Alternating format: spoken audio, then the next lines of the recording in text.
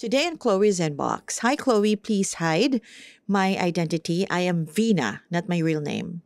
Married po ako for 6 years at wala po kaming anak. Weekend lang po kami magkasama dahil sa work.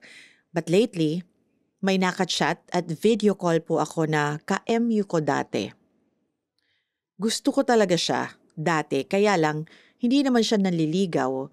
At ngayon, sobrang saya ko na parang nakalimutan ko na may asawa ako. Gusto ko siyang palaging kausap, gusto ko siyang laging kachat.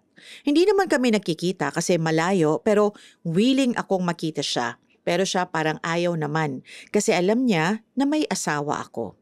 Hindi po ako makapaniwala na ganito ang mararamdaman ko para sa kanya. Almost 2 weeks na po akong puyat kasi magka-chat kami pero si Guy parang hindi naman po interested.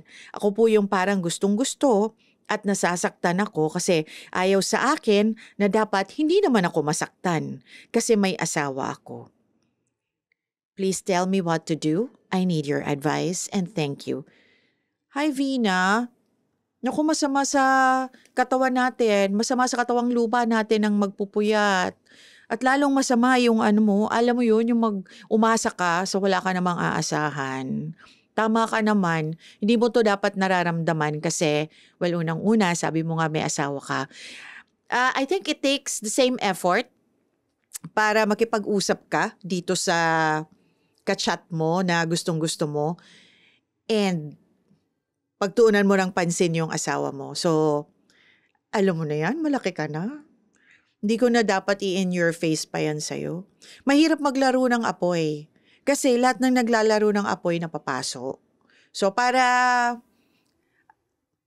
hindi ka magkaroon ng future problem, tapusin mo na lang po siguro kasi baka mamaya nakaka-istorbo ka na rin sa kanya. Ito na lang, wag mo na lang isipin na hindi kanya kinakausap dahil may asawa ka. Hindi ka talaga niya feel. Kahit noon pa. Siguro, baka kakilala ka niya, I don't know, schoolmate mo ba to dati, workmate mo ba to dati, maybe he was just being polite kaya nakipag-usap siya sa'yo. But the fact na hindi ka niya pinursue, hindi naman siya kaganon into you. He's not that into you. So, kailangan tanggapin mo yon. And plus the fact na may asawa ka na. This is just gulo waiting to happen. Mamaya mo niyan, makita pa ng asawa mo. In one of those days na magkasama kayo, makita ng asawa mo yung mga chat nyo. And makita niya na invested ka dito. Ikaw ba, kaya mo ba na magkahiwalay kayo ng asawa mo? Pagpapalit mo ba asawa mo dito sa ka-MU mo na hindi ka naman binibigyan ng pansin?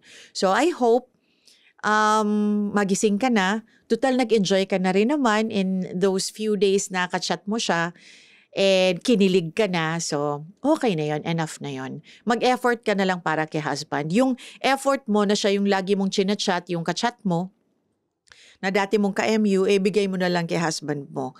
Baka mamaya marikindle pa yung pagmamahalan nyo.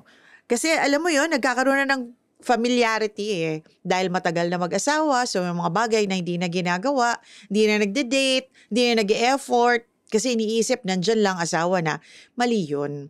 So kailangan, mag-effort ka na lang sa kanya, siya na lang i-text mo. Magre-reply naman yan sa'yo So yun, I hope naliwanagan ka or maliwanagan ka na itong ginagawa mo ay hindi okay, hindi siya maganda, and eventually ay ikakapahamak mo.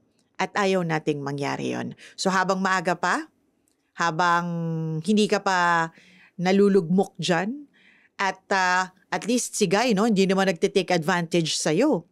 At wala pang nangyayari, hindi ka pa gumagawa ng anumang bagay na pagsisisihan mo, ay itigil na natin. So God bless you, Vina. I hope I was able to help. And thank you so much for sending me your letter. Hey, thanks for watching. For more exclusive videos and artist interviews, you can check out our videos by clicking here. And don't forget to follow us on our social media accounts too. Links are in the description below.